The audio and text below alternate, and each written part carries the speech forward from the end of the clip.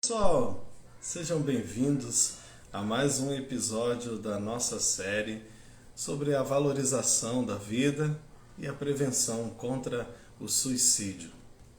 É um prazer poder estar aqui com vocês. Hoje nós vamos receber duas convidadas que são pessoas muito importantes para nós, né? E acho que seria muito importante, tanto para você quanto para nós, que você compartilhasse também com os seus amigos, com seus seguidores. Compartilhe aí no aviãozinho, que eu acho que vai ser bem legal o nosso bate-papo, tá bom? Vamos aqui adicionar as nossas convidadas para a gente iniciar esse nosso bate-papo. Olá, Alessandra. Olá, Paula. boa noite. Oi, Boa Vânia. noite. Olá, e aí? Tudo bem Tudo com bem? vocês? Boa noite. Deixa eu ajeitar aqui minhas coisas, né? A Alessandra e a convidada é a Paula Rezende, né? Tudo Tudo bem? bem? Oi, Vânia. Oi, Paula. Bem-vindas, boa noite. Show, prazer. Gente, eu estou muito contente que vocês estão aqui. Feliz demais de poder partilhar esse momento que a gente vem elaborando aí, pensando juntos, né, como é que a gente ia desenvolver esse nosso trabalho. Antes de mais nada, eu queria agradecer de verdade, Vânia, Paula, por ter aceitado o convite de poder estar aqui, né, para bater esse papo com a gente sobre um tema que é tão importante para a nossa comunidade enquanto profissionais de saúde e também para a comunidade de forma geral, né? Eu queria que vocês se apresentassem. Vânia, fala para mim onde é que você está, o que é que você faz, para as pessoas poderem te conhecer um pouquinho mais. Tá, então, eu atualmente eu trabalho no Hospital Ferreira Machado, em Campos, né? O som tá legal?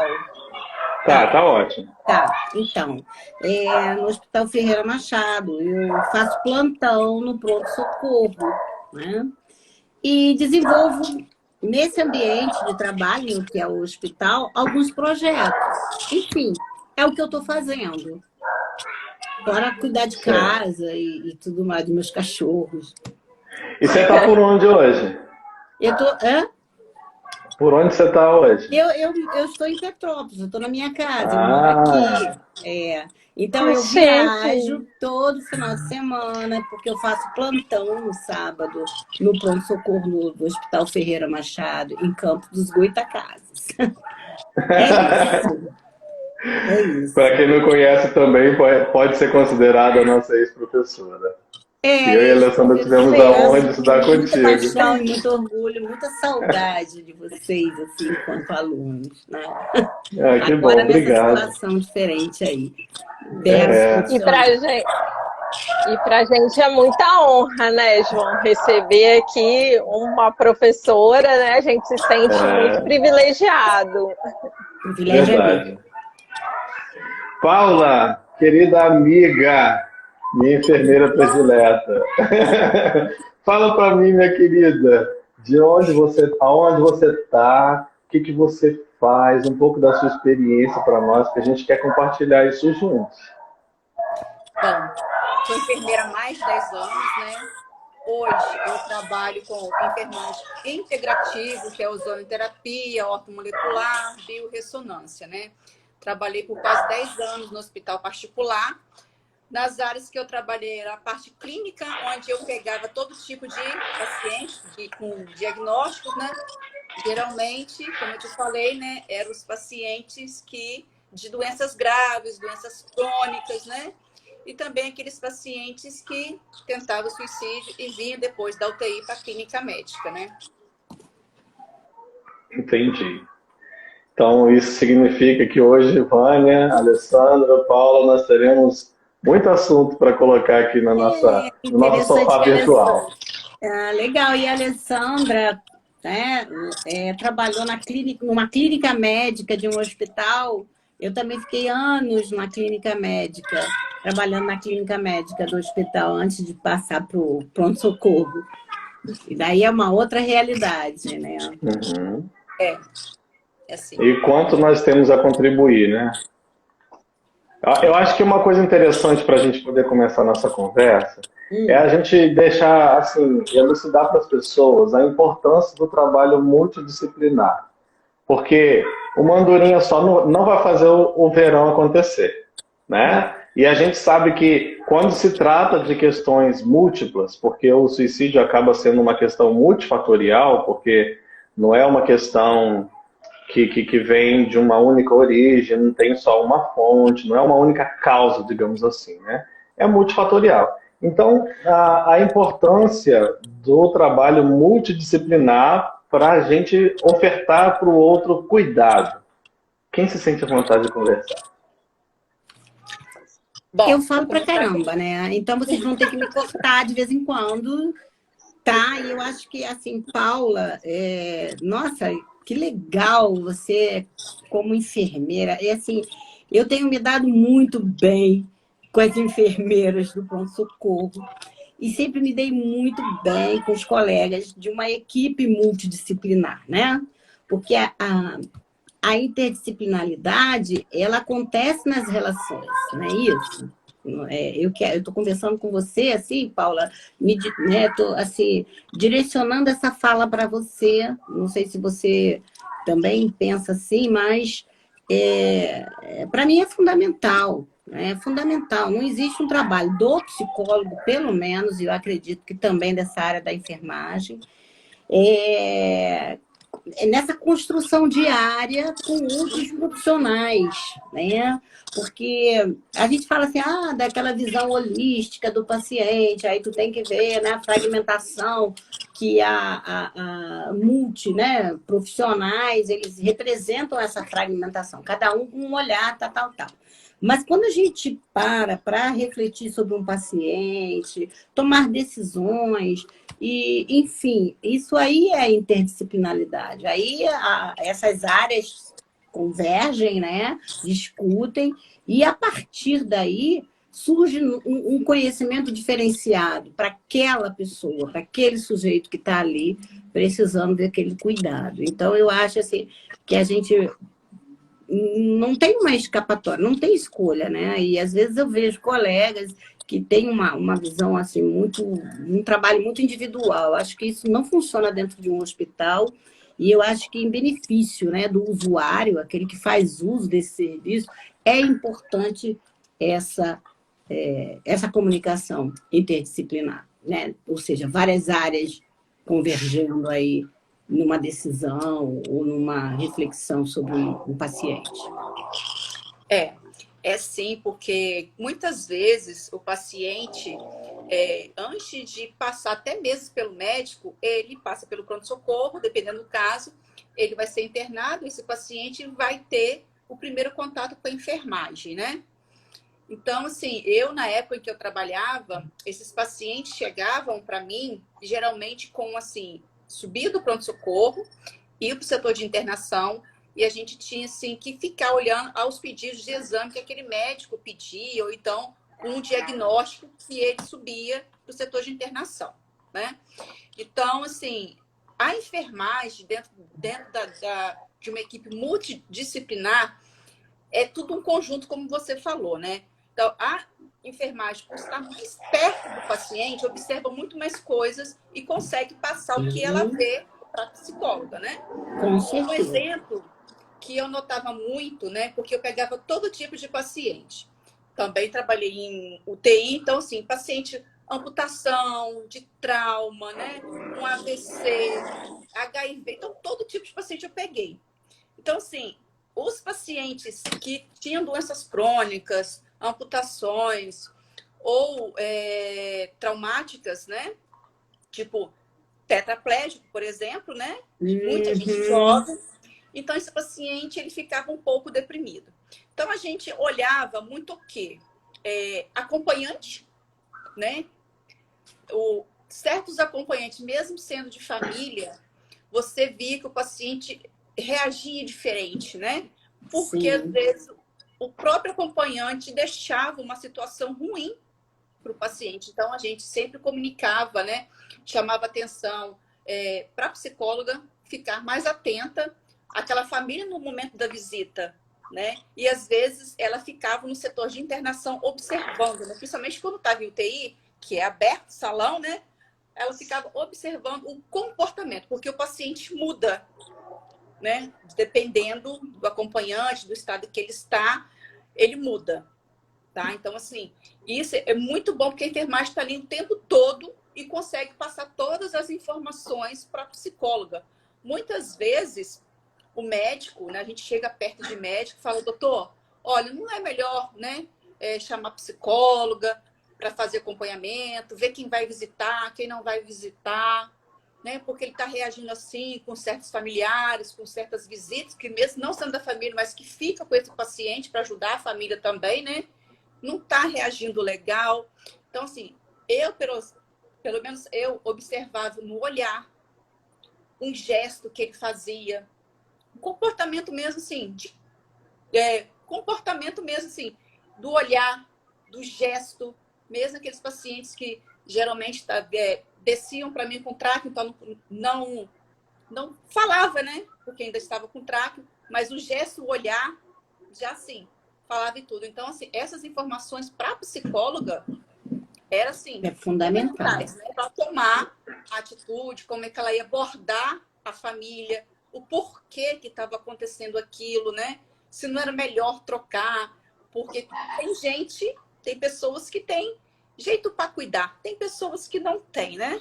Em vez de deixar um paciente mais calmo, acaba deixando esse paciente mais agitado, esse paciente começa a falar coisas que não devem ser faladas, né? Tipo assim, eu não quero mais viver, minha vida já não vai ser mais a mesma, porque ele está passando por uma transformações que ele não estava acostumado, né?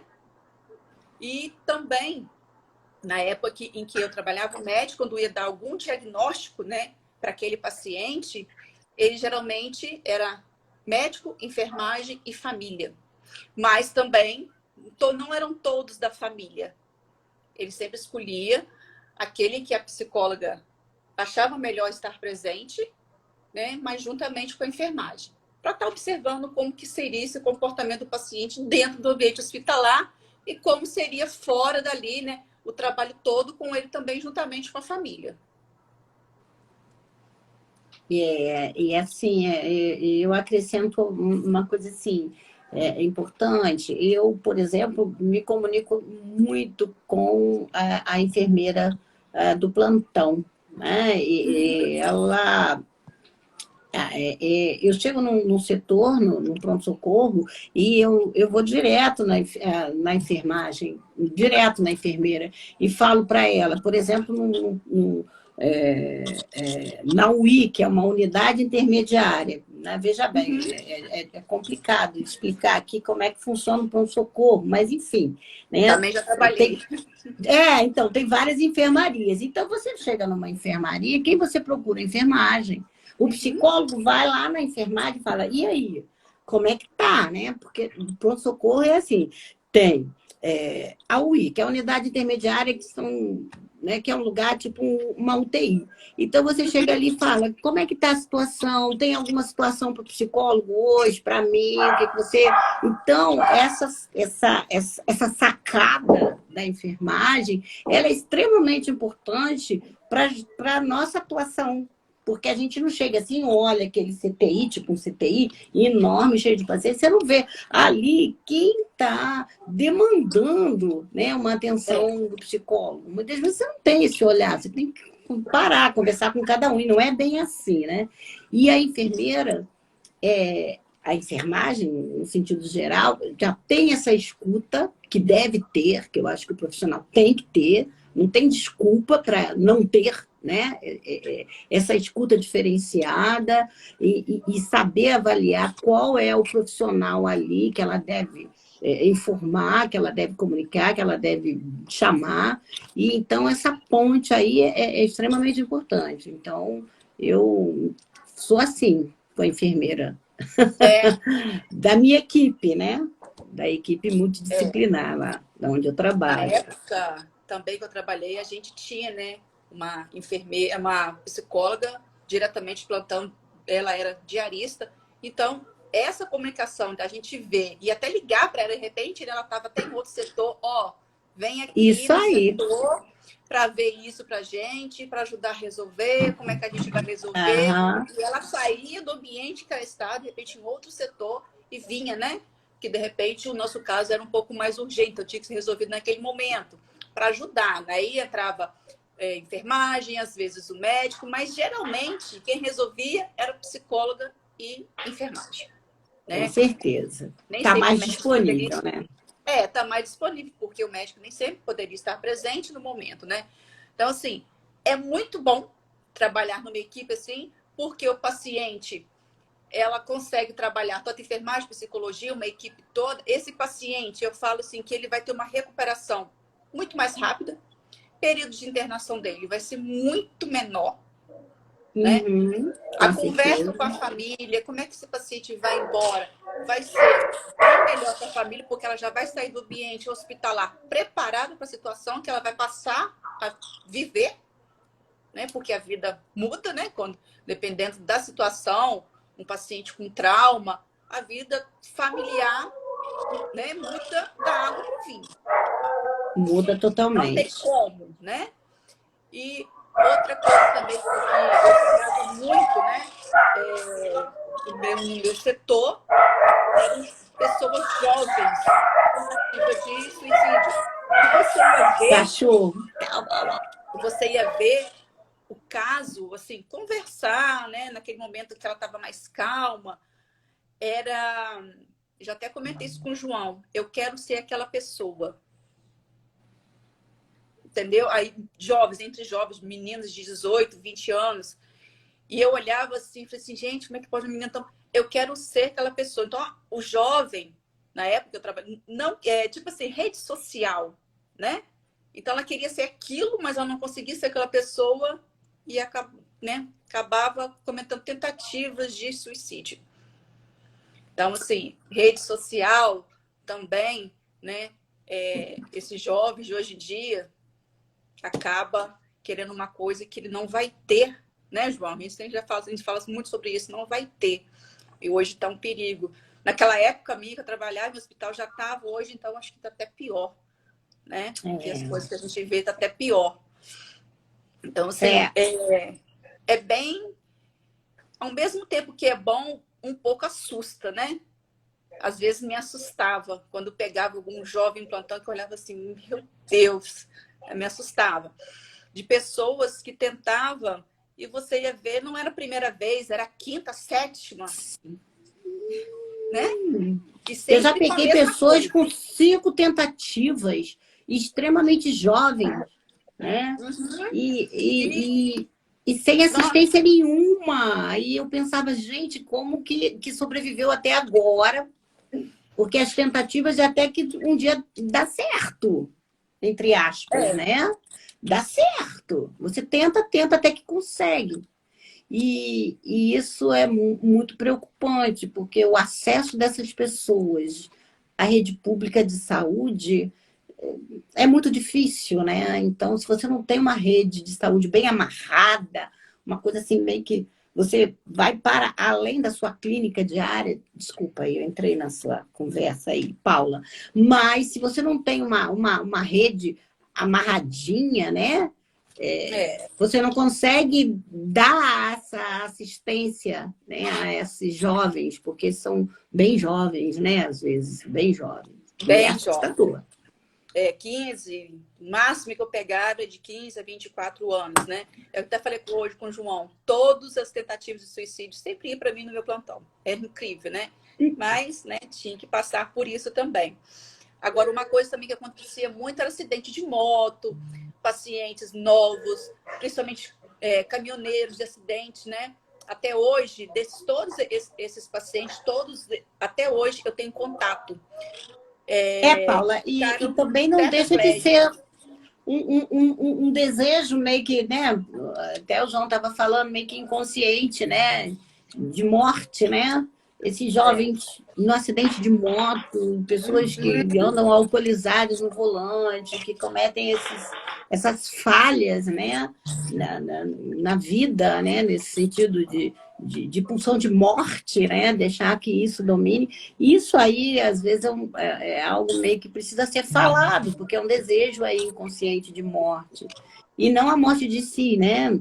Mas a morte também do outro, né? Do outro. Do outro, né? Do outro, né? Como eu falei, a vida da família muda da água para o vinho, né? E essa família tentar aceitar a realidade é bem complicado. É tudo um conjunto. Fica ali paciente internado, família sendo trabalhada juntamente com a psicologia, a enfermagem treinando a família, dependendo como é que vai ficar esse paciente, se vai ficar com colostomia, se vai ficar com traqueostomia, se vai ficar com dieta por gastrostomia, porque geralmente o trauma, né? Esses pacientes ficam. Então, você também tem que treinar essa família toda. E a psicologia sempre estava do lado ali para ver, porque algum desses pacientes tinha acompanhamento psicólogo também em casa, continuava, né? A família pedia, solicitava, né? Esse acompanhamento para ir trabalhando, né, a cabeça desse paciente. E hoje aumentou muito, acho que aumentou até mais, as doenças, né, esclerose múltipla. Nossa, assim, e não é de idoso, pacientes jovens. Eu peguei um paciente de 40 anos, que ele, né, ele é portador. Em 3 meses, ele desenvolveu, em 3 meses, só mexia o olho. Né? Ele ficou totalmente novo, mulher grávida, filho vindo a caminho. Assim, a cabeça dele, né, mudou. Então, assim, nos plantões, esse paciente, geralmente, ele vai ter uma ansiedade, acha que vai morrer.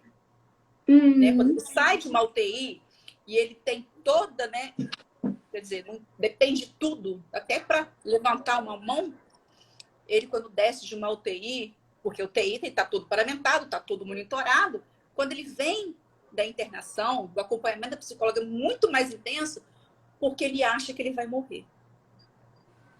Ele, né, esse paciente de esclerose que está com tráqueo, que está com, né, o respirador ali do lado, ele tem essa ansiedade de morte. Né? Também já peguei muitos pacientes assim, que ele, tipo assim, né, ele olhava, tipo assim, eu quero ir, me leva para a UTI. Mas a gente só podia levar para a UTI se o paciente complicasse. E eu passei a noite toda segurando a mão dele para ver se ele acalmava, né? Falando que ele estava bem, que não ia acontecer nada, que ele não ia morrer. Que eu estava ali, se precisasse eu chamar o PS, que era o pronto-socorro, né? Que a gente tinha ordem para chamar. Mas era por ansiedade, medo da morte. Nesse caso, ele estava com medo da morte, diferente dos outros, né? Mas é tudo trabalhado. Você tem que ver também, na hora que o paciente está ansioso, e chamar uma psicóloga. Não sei se se alguém já passou por isso, né? Da ansiedade. Nossa, uma vez um paciente, ele é de Covid agora, né? Nesse momento de Covid, um pouco, né, tempo atrás, que estava assim, muito exacerbado isso. O paciente, ele estava na UPG e ele ia ser entubado, né? E eu não sabia como é... Desculpa, estou falando aqui, mas vamos falar junto, né? Assim que rola, né? Essa live. Fica melhor assim, ó. Aí, Paula, eu não sabia como uma intubação, acho que é esse o termo, né? Era um procedimento tão invasivo. E como evoluiu muito rápido, né, a situação dele, crítica de saúde, né, ele estava conversando de manhã, na hora do almoço ele já estava muito ofegante, eles vão entubar. Aí a médica me chamou e falou, ele não quer ser entubado, mas ele precisa ser entubado. E aí daí eu fui atendê-lo, né? Tipo assim, vou lá e vamos ver como é que é. Mas eu tive que entender um pouco antes, não? E durante, porque foi tudo muito urgente. O hospital de emergência, ele é assim, né? Ele é assim. Ali, ao lado dele, a médica foi explicando para ele e explicando para mim. E eu meio que dando assim algumas condições. O que a gente pode fazer por você agora? Né? Ela está falando e tal. Meio que mediando aquela informação muito traumática. Né? Então, você está falando aí, Paula, e eu estou me lembrando dessa situação. Então, até ele aceitar, porque a médica ficou, o que eu faço? Se eu não entubá-lo, ele não vai resistir até o final do dia. E depois atender a família. Porque a família esteve com ele um pouco mais cedo, ele estava bem, quando ele foi, né, para o UPG para ser entubado. E aí a família vem com aquela... Como assim? Como que piorou e tal? Né? E trabalhar essa questão da ansiedade até ele aceitar, e ali estavam presentes os enfermeiros, né, os técnicos de enfermagem que iam fazer o procedimento. Já estava com aquela mesinha, com os aparelhos esterilizados, aquelas coisas tudo ali, que, tipo assim, assustador, né? E ele falou, mas eu estou respirando, mas a médica, não, mas isso, você daqui a pouco você vai ter muita dificuldade, você já está com dificuldade. Enfim, então é tudo muito traumático, não apenas para o paciente, mas para a família, como você falou, e para a gente também. Porque eu estava com a minha estagiária, e aí depois eu falei para ela, caramba, saiu eu e ela do setor da enfermaria, aí a gente ficou meio que conversando, uma tentando dar suporte para a outra, porque eu falei, como que a gente fala para ele que vai dar tudo certo? Fala, né? Com as informações, a pretensão era essa, de diminuir um pouco a ansiedade. Através de quê? Da informação, né? E isso aí é muito importante. Depois a gente pode falar sobre isso. A informação, você pode escolher a partir das informações, né? Você tem informação e aí meio que você pode tomar decisões. E aí, Paula, eu saí mal, e aí eu e minha estagiária, a gente tem uma relação muito próxima, né? E aí a gente falou, pô, como que pode? Agora a gente tem que acompanhar, será que ele vai sobreviver? A gente não tem garantia, né? Aí ela, não, Vânia, a gente não passou essa garantia de vida para ele, né? Porque você entubou, acabou, né? Você está meio que inconsciente ali. Você não sabe se vai acordar, se não vai, né? E aí eu falei, caramba, foi uma sentença de morte, será? E aí nós ficamos, né? Depois aí a médica também, nós conversamos. Então essa questão da interdisciplinaridade também está aí, né? Dando suporte para o outro, né? Numa questão dessa. Então é muito difícil, né? Até para o psicólogo, Paulo. Até para o psicólogo. Não é fácil. Psicólogo, enfermagem, porque você apega, né? O paciente chega para você, você apega, né? Amizade com esse paciente, você vê um paciente bom, que a pouco, em minutos, né? E o paciente lúcido, que ele sabe que vai ser entubado, igual esse paciente seu, ele imagina assim, um tubo na boca, já imagina, né? Nossa. Diferente do paciente que chega, né? Desorientado, então, né? Fora de si, o paciente vai lá e entuba, ele nem vê. Né? Porque a intubação é um meio estéreo, mas dependendo, não tem como nem fazer estéreo, tá? Porque dependendo do paciente, acaba contaminando e depois dá antibiótico. Tá? Isso aí não é a prioridade é salvar a vida do paciente, não se preocupar com técnicas no momento. Né? Então, assim, ele lúcido, ele deve ter pensado o quê? Ai, meu Deus, aquele negócio na minha garganta, né? Como é que vai fazer? É a mesma coisa quando eu passava a sonda em pacientes de tentativa de suicídio, a sonda nasogástrica, né, para drenar, lúcido, né? Mas como é que vai passar? Como é que vai ser? E o paciente já agitado, que já tinha tentado, né, contra a vida em casa, ele chegava para mim, eu tinha que passar a sonda, e aí?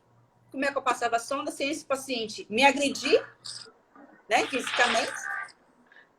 Mas graças a Deus, dava sempre um jeitinho que nunca foi agredida, sempre passava, mas tinha que dar aquela explicação toda, né? Que a sonda era uma coisa rápida, que eu ia ensinar, que eu ia, olha, se doer, a gente para. Se você quiser respirar, eu paro. Depois eu introduzo mais um pouco. Não precisa de pressa, eu preciso introduzir, né? Para fazer a lavagem. Mas eu não tenho pressa. Para tentar também tranquilizar o quê? A família, porque não gosta de ver. Né? A família estava presente. E a paciente, principalmente, porque imaginar que uma coisa vai entrar em você para fazer uma lavagem, né? E Paula, Eu sei que deve ser ruim aquilo entrando, né? e tem o Então a gente tem que paciente. colocar no lugar do paciente.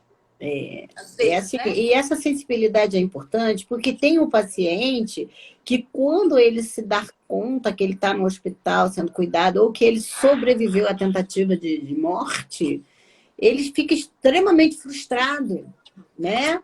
Ele fica revoltado, ele fica envergonhado, e aí isso não vem em termos de sentido claro para ele, vem através de atitudes, né? Como você falou, de ansiedade, de tirar isso, larga isso, eu vou embora, e você está vendo que não pode, e aí convencê-lo, e ele está frustrado porque ele quis morrer e meio que você não deixou. Né? E tem outros que falam, uau, né? Eu sobrevivi e agora eu posso morrer, né? Porque, na verdade, a morte esteve tão perto e daí isso foi assustador, né? Porque a morte, ela não tem esse sentido de morte, né? Muitas vezes para aquele que quer suicida, né? Então, assim, e o profissional que está ali de frente, ele tem que ter essa leitura, né? Como você falou, que você é bem sensível a isso. Acho isso muito legal, né? Essa coisa da informação, de que você vai fazer, tá? Eu estou aqui, né? É um profissional que vai cuidar, que agora ele tem que ser cuidado, né? Enfim, eu acho que isso traz, assim, benefícios para o paciente, né? Sim. Só benefícios. Principalmente quando você faz essa interpretação, né? Porque quando não é aquele profissional que fala, poxa, você queria morrer, então tá reclamando de quê? Né? Quando não fala, pensa. E quando você pensa, você age de acordo com, né? Você age de acordo com o que você pensa. Você não precisa falar com palavras, né? Com gesto. Ah, não, mas a gente vai fazer. Você está fazendo o que aqui no hospital? Você tá no... Enfim, às vezes por aí, né? A minha falha é falar para você o que eu pensava quando eu chegava alguém para mim assim, eu falava assim, meu Deus. Eu falava assim, baixava a cabeça e falava assim, meu Deus, né? Já passar, vamos, né? Vamos cuidar, né? Mas a única que eu nunca esteja na condição de ser cuidado por uma pessoa que não saiba me acolher, porque eu acho que deve ser muito difícil você passar por uma situação. Não, é assim, e é gritante, sabe, João, que a gente tem isso hoje em dia numa equipe. E essas coisas você não aprende. Eu sempre falei com meus 6 alunos. Não é uma coisa que você aprende na teoria, né? Você vai lá ler um livro, como vou me comportar, né? Como que eu vou ser empática nessa relação. Não tem um manual de instrução, né? Não! E você aprende, sei lá também, né? Quem pode me dizer como que a gente aprende isso? É na vida, né? É uma aprendizagem do dia a dia, é observando o outro, é ouvindo, enfim. Né? Eu sempre falo, né? Não sei, acho que eu já falei com o João, que dor e sentimento a gente não tem como medir de ninguém. Eu sempre falava isso com as minhas técnicas. Às vezes as minhas técnicas falavam assim, nossa, Paulo, mas tá com dor de novo. De repente ele é mais sensível à dor do que o outro, né?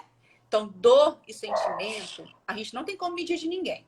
De repente, uma coisa que eu falo pra você, pra mim não vai fazer diferença, mas pra você vai ser assim. Né? Um caminhão te passando por cima. Né? Eu sempre falo isso. Eu sei. Eu aprendi, não foi um estágio, não foi faculdade, não. Foi ambiente hospitalar. Observando cada paciente. Porque eu passei por todos os setores de hospital. O único lugar que eu não passei, que eu fiquei trabalhando, mas que eu levava o paciente e buscava, era centro cirúrgico. Né? Mas as plásticas, pacientes que queriam uma coisa quando acordavam, né? Queriam uma coisa do médico. Outra coisa também que é muito importante, né? Isso, eu quero aquilo. Né? Então, entrava, né? Pagava o médico para fazer peito e barriga. Às vezes acontecia algo naquela cirurgia que o médico não podia fazer os 2 procedimentos. Né? Ou o paciente sangrava muito, né? Então, estava com anemia e viu que sangrou muito, parou. Quando aquele paciente acordava, colocavam, né? Para mim, mulher, né? Tipo, peito, né? Não, cadê? Cadê o silicone? Não tinha.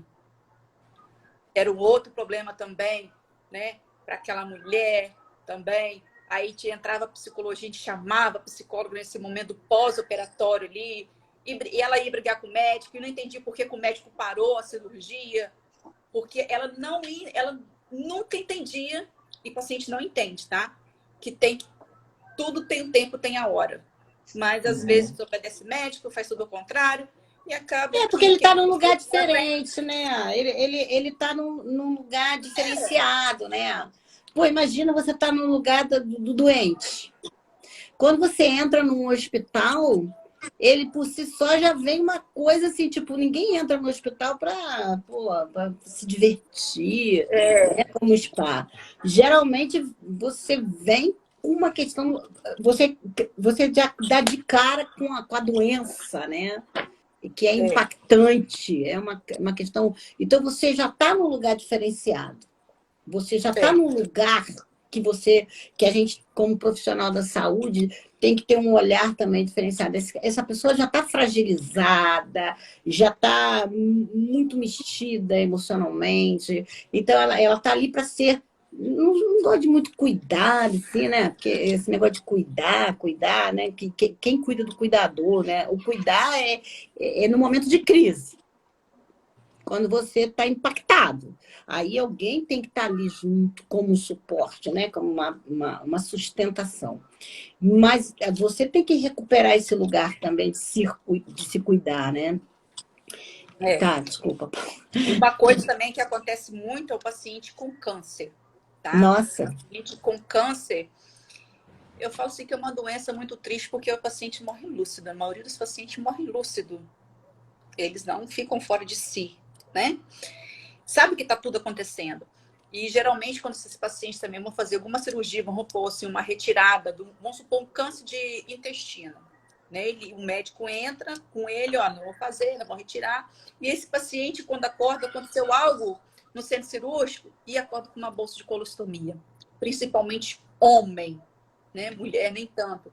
Mas para o homem acordar com uma bolsa de colostomia, ele acorda assim, apavorado, porque o médico teve que colocar, né? Não estava dentro, né? Do momento da cirurgia, mas no momento que abriu, viu que tinha que colocar, né? Esse paciente acorda desesperado com aquela bolsa de colostomia, tá? Até você explicar como é que vai ser, o tempo que vai ficar, porque ela pode ser permanente ou não, essa bolsa de colostomia. Esse paciente com câncer, ele vai ficando com essa bolsa de colostomia e às vezes quer até interromper o tratamento do câncer. Que já não aguenta mais aquela bolsa de colostomia, aquela troca, aquela coisa. Ela dependendo, né, do corpo do paciente, ela queima esse paciente, né, com o suco gástrico ali, queima, vira uma ferida enorme. Aí você fica trocando bolsa toda hora, esse paciente fica constrangido de sair de casa com aquela bolsa vazar, como daquela bolsa, né, dá um odor ruim perto dos outros. Então, esse paciente também, se ele não tiver uma boa assistência, principalmente com psicologia, com psicólogo, ele acaba desistindo do tratamento. Você sabe que entre as doenças, né, que tem um índice muito alto de letalidade, né, no caso, o câncer é uma das, né? O índice de suicídio é muito grande, né? É muito alto. De suicídio, tentativa de suicídio com pessoas com câncer, né? Principalmente com pessoas idosas também, né? Com câncer. Então, assim, é o que você está falando aí, né? Toda a situação que envolve essa doença, ou essas doenças, né, que compõem aí o diagnóstico de câncer, porque tem uns que são mais invasivos, né? São mais letais, aliás. As pessoas, elas antecipam, né, a questão da morte. Já em várias... Estão tocando a campainha aqui. Né? De várias maneiras. Eu atendi um paciente que ele deixou de tomar... Ele morreu. Mas quando ele morreu, nós descobrimos que ele não tomava mais a medicação. Né? Ele colocava a medicação embaixo do colchão. E meio que ele já sinalizava isso para a gente, de alguma maneira, porque ele simplesmente ele não reagia, ele não se incomodava, como você falou, enquanto eles estão se incomodando com os procedimentos, né? Ele está envergonhado, está sentindo dor, está reclamando da comida, está reclamando do seu... Isso ainda cria ali um movimento de vida, né? Algo ali que está me incomodando esse negócio, campainha. Mas quando ele para, no caso, esse paciente, ele deu sinais, né, de que ele queria morrer. Ele parou, tudo que a gente fazia, ele agradecia, ou às vezes nem falava, prostrado na cama, na vida. De certa forma ele estava fazendo acontecer o que ele tinha determinado. Ele escolheu a morte, né? Daquela maneira mais comum nessa situação de câncer, né? Mas a gente meio que não entendeu muito bem, porque certas coisas a gente só vai avaliar depois, né? A gente vai estudar aquele fenômeno, aquela situação. E no caso nós encontramos, né, a medicação que ele tomava, que era uma medicação importante no caso dele, bem no colchão, embaixo do colchão, naquilo tudo ali. E foi assim impactante para a gente, fez a gente refletir muito, né? Porque ele podia ter, sei lá, tipo, né, como é que eu vou dizer? Uns cuidados paliativos. Mas na época a gente não falava de cuidados paliativos. Isso é muito moderno, pelo menos na nossa cultura. Né? Pelo menos no hospital onde eu trabalho. Os cuidados paliativos podiam ser ofertados a ele naquela condição. Né? Mas não foi dito, isso tem muitos anos. E o tratamento com câncer também, dependendo, né, de qual, né, se vai usar químio ou a rádio, dependendo da químio, ela é tão agressiva, o paciente se sente tão mal, passa por tantos sintomas, tantas coisas, que ele acaba pedindo também a morte. Então, ele acaba, né, igual você falou, vai dando sinais de que não quer mais, quer parar o tratamento, né? E no hospital de emergência, né? Ele não estava ali sendo cuidado disso, ele estava ali por um dos sintomas, né? Então ele tinha que esperar melhorar para ser encaminhado, retornar ao hospital de referência de atendimento. Agora tem assim a eutanásia, né? Que na realidade tem um filme que fala muito sobre isso, né? Você tem que, diante de enfrentar uma dor, uma doença muito impactante e possibilidade de morte aí, as pessoas escolhem morrer antes, né? Escolhem morrer. Aquele filme Invasões Bárbaras, não sei se vocês conhecem. Nossa, é um filme muito interessante. Ele escolhe, ele tem uma opção de morrer antes, e aí é uma morte assistida, né? É uma morte assistida. E é muito interessante. Não é a eutanásia, porque a eutanásia, me corrijam se eu estiver errada, a eutanásia é uma morte que tem uma assistência médica, né? Da medicação e tal, onde você pode optar, mas junto com o seu médico, me parece isso, né? E assim, o suicídio, no caso, né, que a gente usa mais ou menos esse termo, assistido, é quando você faz essa opção pela morte, né?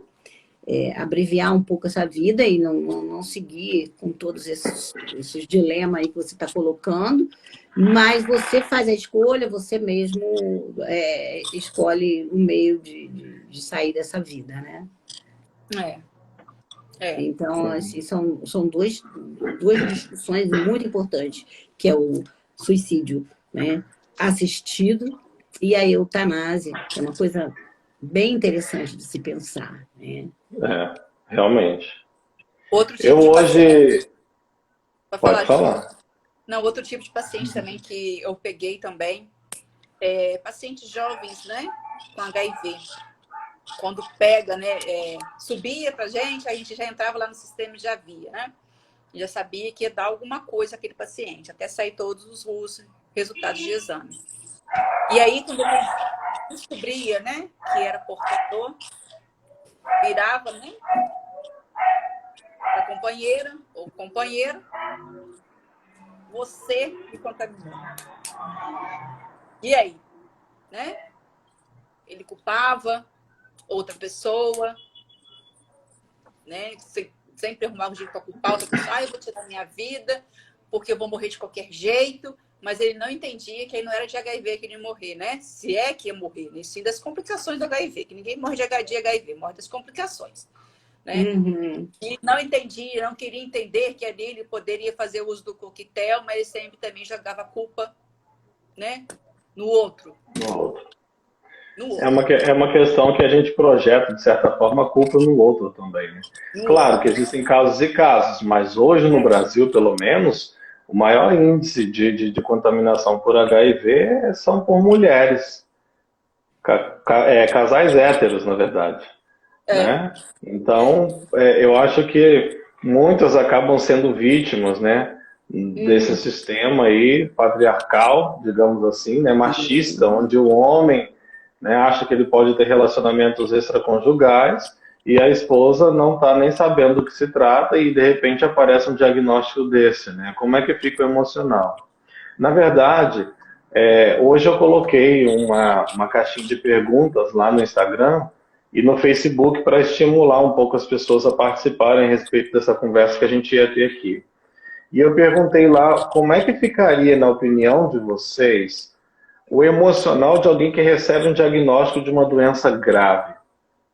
Como essas que nós falamos aqui, né?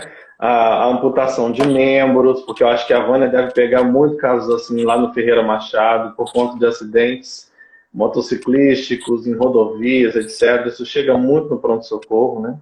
A própria esclerose múltipla, que a Paula falou, uma cardiopatia grave, né? O lúpus, uma insuficiência renal, né? São alguns exemplos assim que eu fui pensando assim, né? Ou mesmo algumas lesões desfigurantes, né? De queimadura, ou então que perdeu massa muscular e precisa fazer enxerto, aquela cicatriz que fica ali, sabe?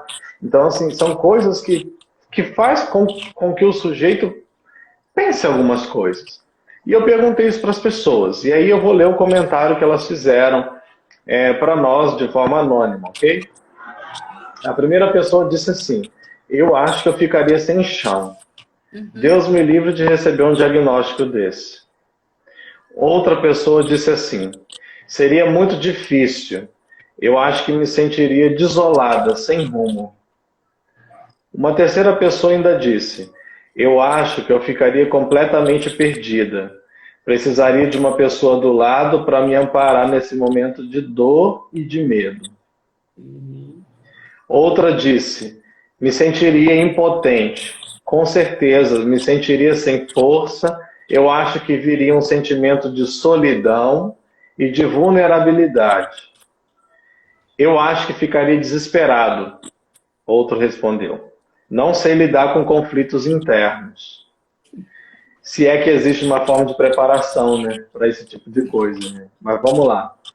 E uma outra pessoa disse assim: iria recorrer a Deus, aos meus familiares e aos amigos próximos. Outro disse: eu ficaria com muito medo, mas eu tenho certeza que iria enfrentar tendo o apoio dos que me amam. E por fim, uma oitava pessoa disse assim: o meu emocional ficaria uma desordem, porque geraria vários conflitos internos e eu já fico com ansiedade só de pensar. É tudo que eles falaram. Mesmo. Também pensei nisso. Tudo. Nossa, é tudo isso, é um misto, né? É um mix. E assim, na hora, o impacto é tão grande, muitas vezes, que uma vez eu tive uma situação como essa. Uma pessoa que era... Aliás, eu tive várias situações, mas duas foram, assim, impactantes. Uma foi uma informação de uma pessoa que ele era... né? Porque, na verdade, ele deve ter sobrevivido a isso. Capoeirista, não vou dar muito spoiler aqui não, porque, na verdade, não tem permissão para falar dele. Mas, enfim, uma pessoa que trabalhava muito com o corpo, ganhava vida com essa coisa do corpo. O corpo era a imagem corporal também, extremamente vaidoso, até porque, né, é necessário ali, enfim, envolvido né, nesse ambiente. E ele teve um acidente de moto e ficou tetraplégico. Não, paraplégico. Isso. Mexe o pescoço, paraplégico. Isso, ele mexia o pescoço e conseguia mexer um pouco as mãos, né? Então, e foi assim, o hospital, ele estava ali fora, ele entrou no acidente, quando ele acordou, ele já tinha que enfrentar essa realidade. E o diagnóstico veio, o médico deu o diagnóstico e tal, falando para ele, só que é uma coisa que eu acho que até falei com o João, tem um tempo, né, que é um tempo real para você assimilar, que é o tempo do hospital, que você precisa providenciar o encaminhamento, né, enfim, tratamento adequado, saindo da clínica médica, que é esse um princípio básico da clínica médica, tipo porta de saída do hospital, né? Então, daí, para onde ele vai? Tem rede de suporte, de apoio, não tem? Como é que a gente faz? Né? Organiza essa rede lá fora. Isso aí é equipe interdisciplinar, que era assim, como uma filosofia de atendimento, né? Uma linha de segmento para nossos atendimentos. A gente tinha esse pensamento. Porta de saída. Então, de que forma essa pessoa vai sair daqui? Não, a gente tem que criar uma adequação da realidade dele para a realidade nossa, da rede de saúde. O que ele tem, o que a gente pode oferecê-lo. Então, essa pessoa, ele teve esse diagnóstico. Só que esse diagnóstico, como falar para ele, né, João? Né, com todos os pontos e vírgulas. Né? Nós reunimos a rede de apoio dele. Ele morava sozinho, então teve que ver, bom, a partir dele, que foi um estudo de caso, então ele estava implicado, e aí, a gente precisa dar continuidade quando você sair daqui. O que você sugere? Quem é a pessoa mais adequada? Quem é uma pessoa que a gente pode falar sobre isso? A gente precisa passar algumas informações, porque ele mesmo estava tão nesse tempo real, né? Ele não estava no tempo real, o tempo cronológico, aliás, o tempo cronológico do hospital é um. E o tempo subjetivo é o outro. Ou seja, talvez ele fosse elaborar essa informação com, sei lá, dias, meses, anos. Mas ele precisava ter alta. Então, nós fizemos um estudo de caso. Então, achei que aquela forma foi muito ideal naquele momento. Porque ele participou de todo o processo. Chama quem, fala com quem, olha, a gente tem isso para oferecer, o que você acha? Não, eu preciso disso, eu moro em tal lugar assim, blá. Então, nesse processo de estudo de caso, enfim, ele se envolveu, ele se comprometeu e ele foi elaborando melhor a informação. Então, eu achei que foi uma forma muito legal de passar uma informação como essa. Né? E nem sempre a gente tem essa oportunidade dentro de um hospital. É diferente de uma clínica de consultório, que você vai seguindo junto com... Você tem esse tempo subjetivo. Né? No hospital é tudo muito imediato. Né? Sim. É breve também, a gente tem que lembrar disso. Né? É breve. E não é uma questão pontual. Pessoa, né, João? Sim, e é uma questão pontual, porque ela não quer falar acho que agora. Você pode falar disso com mais propriedade que eu, né? Porque eu e a Alessandra, nós somos clínicos aqui, você é hospitalar também, então está mais por dentro disso. Amputação, que ela amputou. Então, mas nesse caso, para ajudar as pessoas a entenderem melhor, que estão aqui acompanhando a gente, a função do psicólogo hospitalar é muito diferente do psicólogo clínico, né? Porque quando o psicólogo hospitalar ele vai trabalhar especificamente a forma como a pessoa lida com a situação que ela está vivendo naquele momento. Entendeu? Talvez quem vai acompanhar isso a longo prazo vai ser o próprio psicoterapeuta que ele eleger de confiança. Então, depois que sai do hospital, nem sempre o psicólogo tem um contato, nem sempre a enfermagem tem um contato, né? sabendo que dá para fazer essa ponte, às vezes, por certa mediação. Geralmente, quem faz essa ponte, eu não sei se foi o caso da experiência de vocês, mas geralmente é o serviço social que faz essa ponte, né? Que vai acabar ligando depois uma coisa a outra para a gente entender melhor, principalmente se é aquele paciente reincidente, né? Se é que eu posso utilizar esse termo.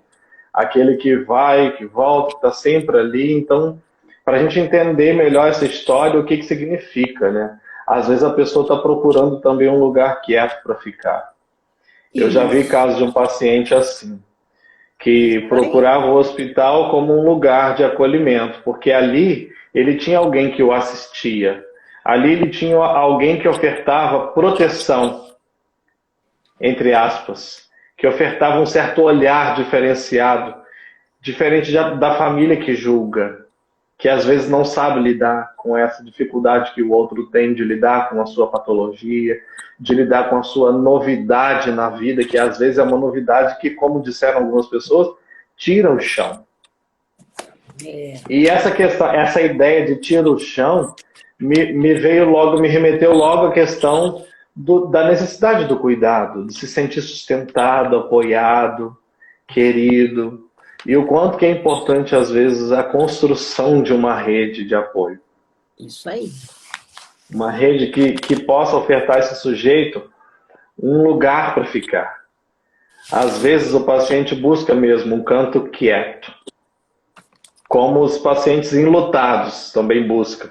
Porque eu acho que acaba sendo, não sei o que a Vânia, a Paula, a Alessandra pensam disso, mas às vezes me remete muito a esse sentimento que vem do luto. De receber um diagnóstico é vivenciar um luto. Porque eu perdi minha condição anterior. Eu sei disso aqui, naqueles processos todos do luto, né? Sim. Eu vivencio agora mais perdas do que ganhos, dependendo da condição. Porque o primeiro sentimento que o sujeito tem é de impotência. E às vezes, tomado na fragilidade, a primeira reação comportamental que a pessoa talvez tenha é esse fechamento. É comum a gente ver o paciente nesse momento inicial, pelo menos no momento inicial, né, nessa primeira fase em que ele está talvez negando tudo isso que está acontecendo, essa realidade que de fato é muito difícil de ser sentida, talvez elaborada, é esse fechamento, né? Geralmente faz posição fetal para poder deitar, fica no momento de fechamento, né? Vai encurvando o corpo e ali se fecha. Mas é importante a gente dizer para as pessoas que isso é necessário também. A gente às vezes precisa desse fechamento, que é um fechamento diferente da depressão.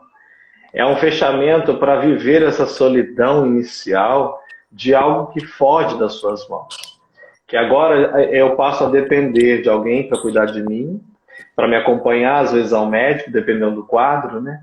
Para agora ir comigo até o lugar, porque eu não consigo mais deambular sozinho, eu não consigo mais ter essa liberdade de transitar entre os espaços. E aí eu começo a me fechar, mas não para morrer. Às vezes é um fechamento para sofrer, uma dor quieta. Necessário, um fechamento necessário. Então, exato. Às vezes para fortalecer, porque tem gente que utiliza esse fechamento e depois volta muito mais forte do que foi. Entende? Então, o sentido de ressignificar, da gente mostrar para as pessoas aqui que não é só uma fala de morte, né, de alguém que pensa no suicídio exclusivamente. Tem aqueles também que ultrapassam isso e transcendem e se tornam mais resilientes. E o quanto que nós, profissionais de saúde, aprendemos com essas pessoas. Porque nós também não estamos livres de viver situações similares. Essas pessoas nos ensinam sobre a vida.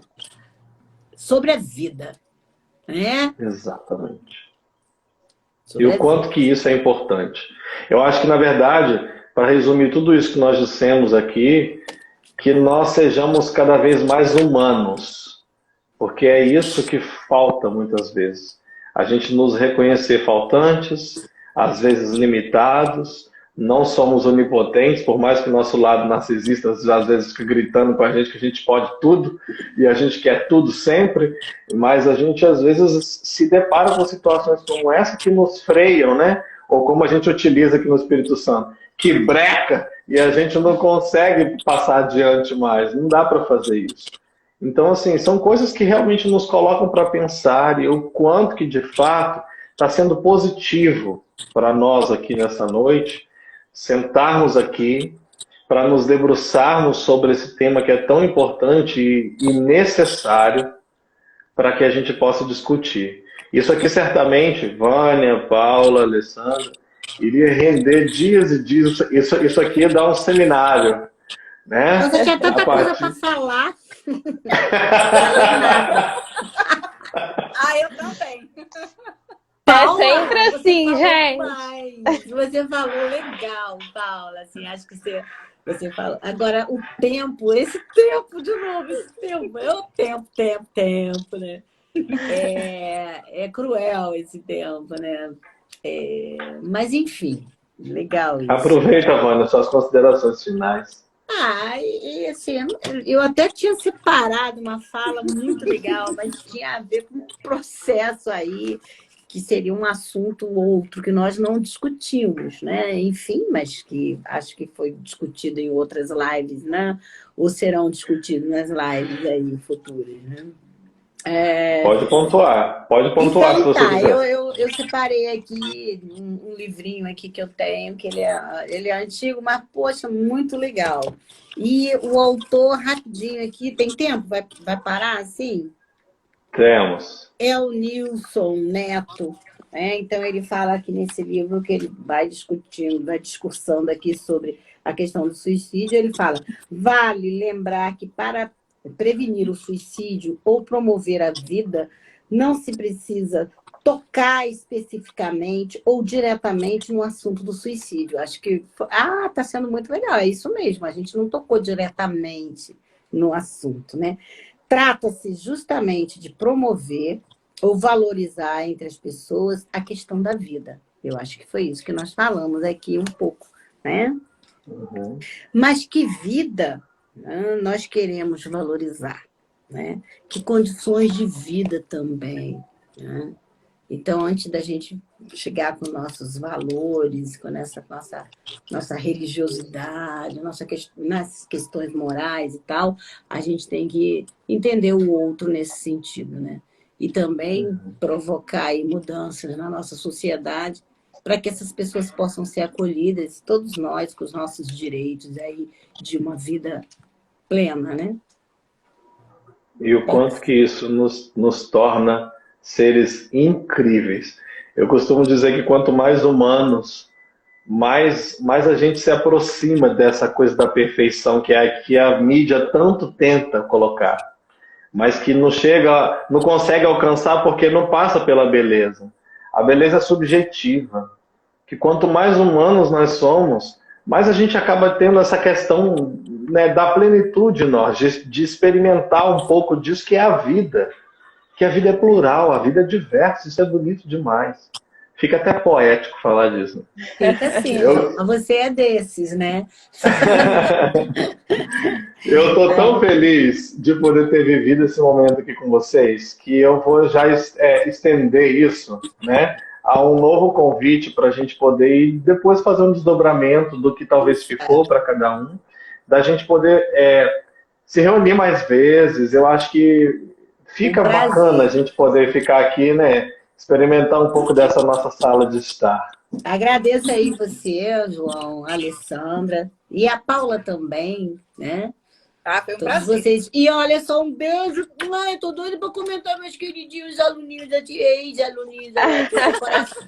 Vânia, tem tanta mensagem aqui para você, porque eu acho que eu passaria a noite aqui falando, ó. A Tainara falando, Vânia, te respeito demais, botou vários corações, saudades, professora maravilhosa. Assim, mas são meus queridos. Obrigada, João. E a minha estagiária também, ó, tá aí, vou puxar a orelha, porque não mandou nenhuma pergunta. Vou puxar a orelha. Sábado eu puxo a orelha dela. Tá vendo? E se eu conheço Dona Vânia Tatagiba, Você pode saber que quando ela promete, minha querida. Ah, tá. Gratidão, gente. Obrigado de coração. Vocês são incríveis.